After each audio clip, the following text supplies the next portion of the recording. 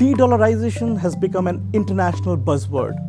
Brazilian President Luiz Inácio Lula da Silva, during his China visit in April, called on fellow BRICS nations to come up with an alternative currency to replace the US dollar in international trade. Countries in the Middle East, ASEAN, and Shanghai Cooperation Organization members are increasingly settling trade and payments with each other's currencies. Even French President Emmanuel Macron said that Europe should oppose the extraterritoriality of the US dollar. Are we witnessing the beginning of the end of dollar hegemony?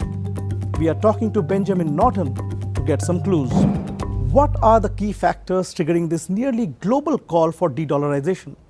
For many decades, countries in the global south have tried to create alternatives to the dollar-dominated system. The difference now is the momentum. There are more and more countries, and not only countries in the global south. We even see, for instance, the French president, Emmanuel Macron, the leader of a country that's a member of NATO in the European Union. Even he has criticized the United States' weaponization of the dollar. The United States stole billions of dollars from the central bank of Iran. And then the United States also stole billions of dollars from Afghanistan's central bank. And that has led to a severe economic crisis in Afghanistan and hyperinflation because the Afghan central bank can't stabilize its currency. And that has fueled potential famine. And finally, when the US and Europe seized $300 billion in assets that belong to the Russian central bank, that was a wake-up call for many countries because they realized if the US and Europe can seize, that is to steal, the central bank reserves of Russia, which is a significant power, a large country, not only Venezuela and Iran and Afghanistan, they have to take measures to protect themselves.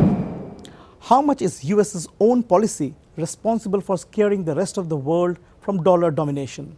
As the Fed consistently raises interest rates, it makes it more expensive to borrow in dollars and it decreases the money supply.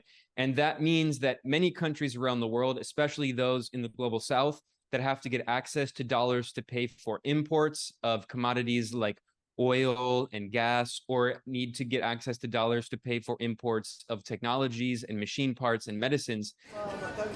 It's become prohibitively expensive for many of those countries in the global south to import. Furthermore, related to that, many countries in the global south have their foreign debt denominated in US dollars. And as the value of the US dollar increases against their own domestic currencies, it makes it even more difficult for those countries to pay off their debt. So those factors, the weaponization of the dollar through the imposition of sanctions around the world, and the US monetary policy increasing the value of the dollar against other currencies, has led a lot of countries, especially in the global south, that feel the heat of this economic crisis around the world, to look for new economic alternatives. By one estimate, the dollar constitutes 88% of all international transactions. How easy or difficult it would be to dethrone the dollar? Is the world ready for the abdication of the US dollar? According to the US Federal Reserve, the US Central Bank, they claim that around 80% of international trade involves invoicing in US dollars. However, that doesn't necessarily mean that those countries need dollars. They simply invoice their trade in dollars. Just in the past year, with the escalation of the crisis in Ukraine, we've seen a huge escalation in countries doing trade with Russia and their local currencies, including Iran and India and Bangladesh. And I expect that to increase. In the past 20 years, according to the IMF's own data, we've seen a 10% decrease from around 70% to around 60% in the dollar's share of central banks' foreign exchange reserves around the world.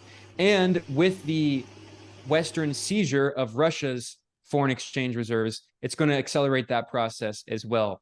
So again, to stress this point, it is a gradual trend that we're seeing, but it's one that's going to continue to pick up steam. And it's a positive trend for the majority of the global population because the majority of the global population has not benefited from the dollar system. It's only a small handful of essentially elites who have benefited, concentrated in a few countries like the United States and to a lesser extent, some European countries. So if new international financial systems can be created to make that international framework more democratic and equitable, that's a positive thing for the majority of the global population.